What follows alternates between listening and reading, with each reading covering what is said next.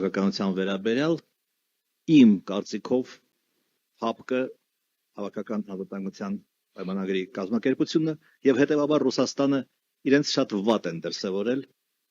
22 թվականի սեպտեմբերին, երբ Ադրբեջանը ներխուժեց մեր ինքնիշխան տարածք եւ իդեպ այնտեղից դուրս էլ չի եկել, ՀԱՊԿ որևէ բան չձեռնարկեց, որպիսի պաշտպանի իր անդամ երկրի անվտանգությունը եւ տարածքային ամբողջականությունը։ Հիմա իշխանության գալով դուք շարունակելու եք ՀԱՊԿ-ից դուրս գալու process-ը, թե կփորձեք վերականգնել այդ իմ կարծիքով անօգուտ կազմակերպության հետ կապը։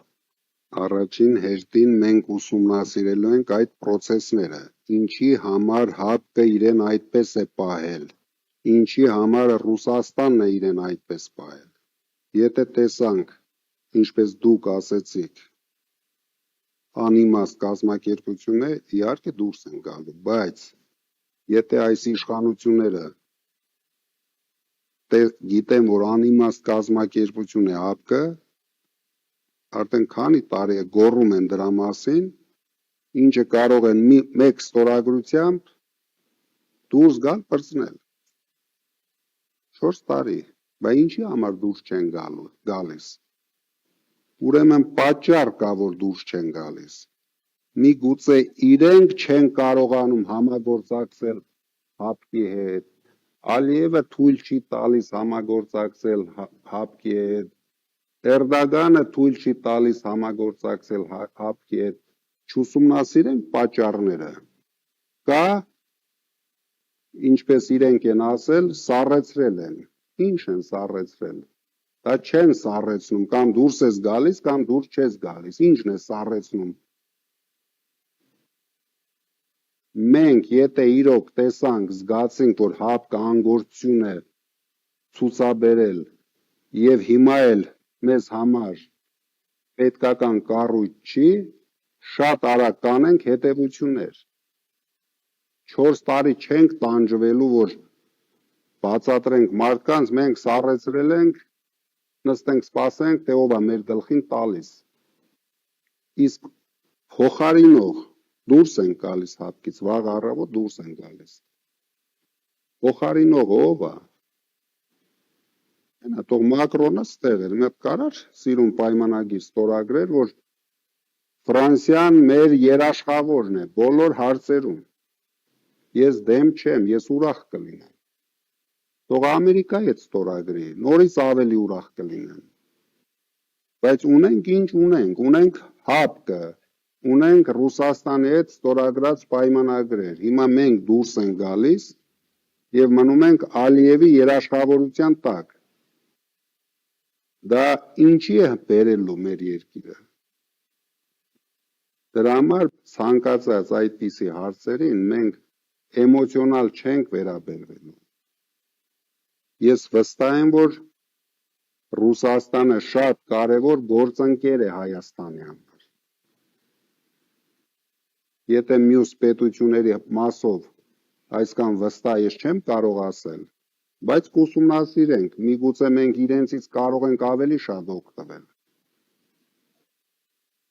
Բայց անել էմոցիոնալ քայլեր, ինչը կլինի ճակատագրական մեր երկրի համար, մենք չենք անելու դա։ Մենք ամեն քայլը շատ լուրջ ուսումնասիրելու ենք, մեծամտություն չենք անելու այս process-ներին, տարիների ընթացքում։ Դուք կարող եք զարմանալ, ես նույնիսկ Նիկոլ Փաշինյանից էլ եմ հարցնելու ինչ է կատարվել, որ հասկանանք խնդիրները։ Այ իր սխալն էր, որ փորձառու մարդկանցից չհարցրեց ոնց պատերազմ վարեմ։ Գնաց, արագ ստորագրեց, հանձնեց, վազելով եկավ եւ սկսեց Հայաստանում մեղավորներ ման գալ, թե խի չեք մեռել, դու խի չես մեռել, այն մյուսը խի չի մեռել։ Հասկանում եք։ Դա նրանից է, որ ինքը ասելու բան չունի։ Երբ մարդ ասելու բան չունի, սկսում է զառանցել։ Իրենք հիմա զառանցում են։ Երկրորդ հարցը սնկի մասին չեմ ուզում այսօր ասել։ Սնկերի մասին։ Ոչինչ։ Չէ, ավելի լուրջ հարց ունեմ։ Ամենաաշխարհի սիրուն դատը կլինի դա։ Անցած տարվա օգոստոսի 8-ին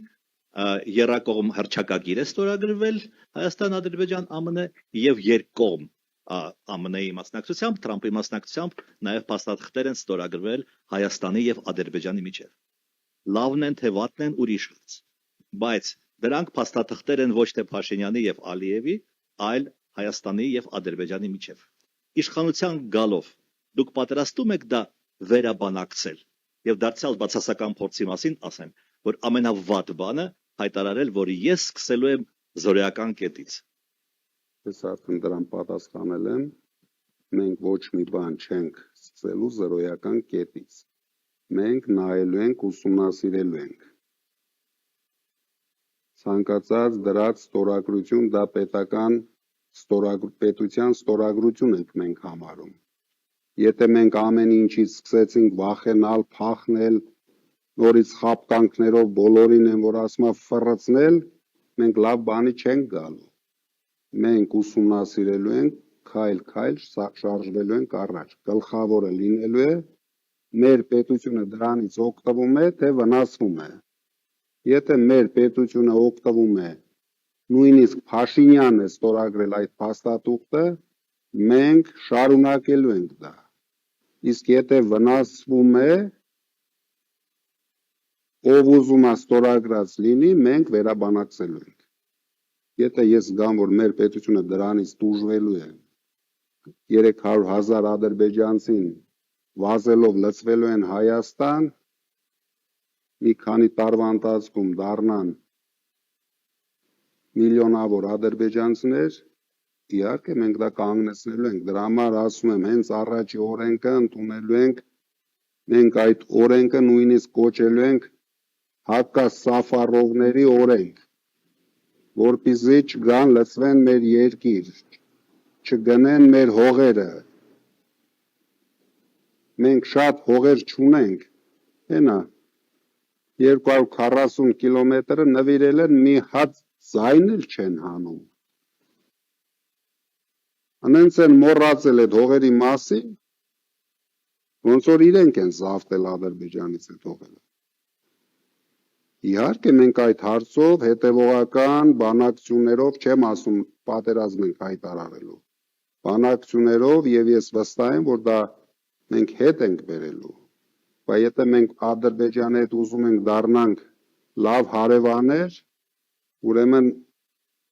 ոչ իրենք են պահանջատեր լինելու մեզ, ոչ մենք ենք իրենց։ Միայն այդ դեպքում մենք կունենանք լավ հարաբերություններ։ Իսկ եթե իրենք զավթեն մեր հողերը ու ասեն դե ես արդեն լավ Սյունիքը տանեն, ասեն դե եկեք այսօրվանից լավ հարաբերություն ունենք արդեն։ Հետո դրա համար հետևողական ճիշտ քայլերով գնալու ենք առաջ։ Խորհրդակցելու ենք փորձառու մարդկանց հետ։ Չենք մեծամտանալու, ինչպես Փաշինյանը հենց առաջին օրից արեց դա։